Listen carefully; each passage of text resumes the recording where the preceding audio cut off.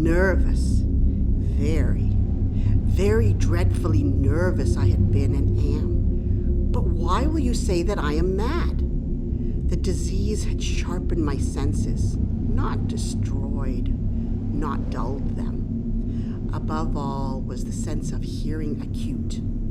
I heard all things in heaven and in earth. I heard many things in hell. How, then, am I mad? Hearken and observe how healthily, how calmly I can tell you the whole story. I think it was his eye. Yes, it was this. He had the eye of a vulture, a pale blue eye with a film over it. Whenever it fell on me, my blood ran cold, and so by degrees, very gradually, I made up my mind to take the life of the old man and thus rid myself of the eye forever. Now, this is the point. You fancy me mad? Madmen know nothing. But you should have seen me. You should have seen how wisely I proceeded. Every night, about midnight, I turned the latch of his door and opened it, oh, so gently. And then, when I made an opening sufficient for my head, I put in a dark lantern, all closed that no light shone out, and then I thrust in my head. I moved it slowly, very, very slowly. It took me an hour to place my whole head within the opening, so far that I could see him as he lay upon his bed. Ha! Would a madman have been so wise as this? And then, when my head was well in the room, I undid the lantern cautiously. Oh, so cautiously, for the hinges creaked. I undid it, just so much that a single thin ray fell upon the vulture eye. But I found the eye always closed. Upon the 8th night, I was more than usually cautious in opening the door. Never before that night had I felt the extent of my own powers, of my sagacity. To think that there I was, opening the door little by little, and perhaps he heard me, for he moved on the bed suddenly as if startled. His room was as black as pitch with the thick darkness, so I kept pushing it on, steadily. I had my head in, and was about to open the lantern when my thumb slipped upon the tin fastening. And the old man sprang up in his bed, crying out, "Who's there?" I kept quite still and said nothing. For a whole hour I did not move a muscle, and in the meantime I did not hear him lie down. He was still sitting up in bed listening, just as I have done night after night, hearkening to the death watches in the wall. Presently, I heard a slight groan, and I knew it was the groan of mortal terror. Many a night, just at midnight, when all the world slept, it has welled up from my own bosom, deepening, with its dreadful echo, the terrors that distracted me. I knew what that old man felt. I knew that he had been lying awake ever since the first slight noise when he had turned in the bed. His fears had been ever since growing upon him. He had been saying to himself, "It is nothing but the wind in the chimney. It is only a mouse crossing the floor."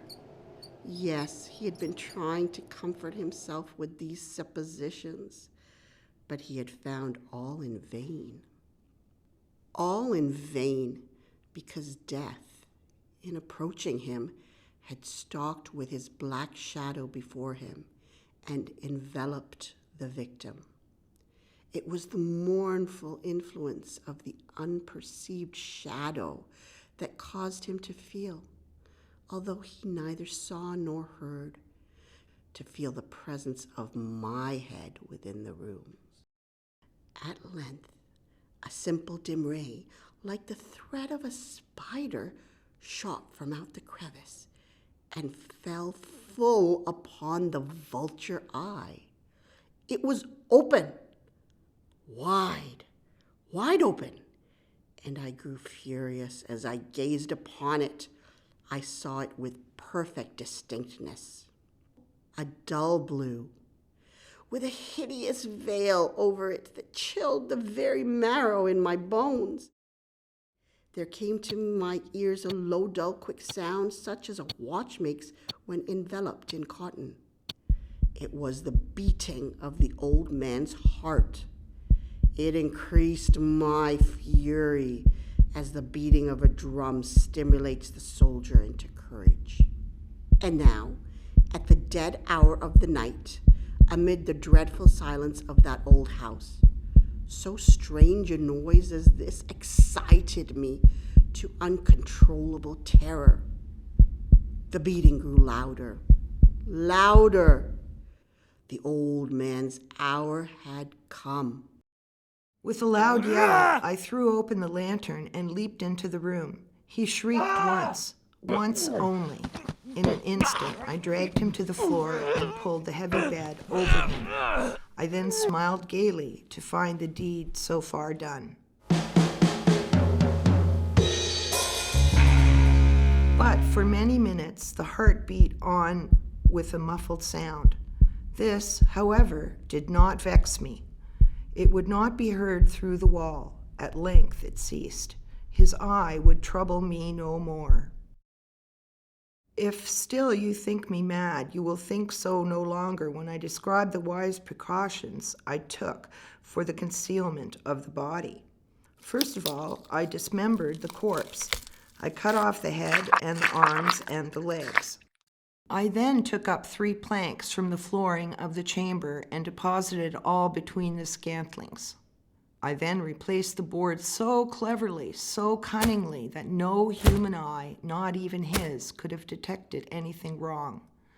There was nothing to wash out, no stain of any kind, no blood spot whatever. I had been too wary for that. A tub had caught all.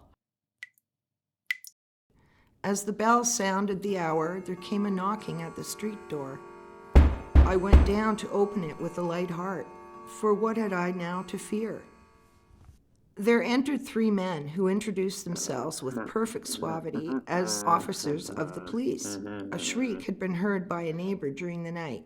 They, the officers, had been deputed to search the premises. I took my visitors all over the house. I bade them search well. I led them at length to his chamber.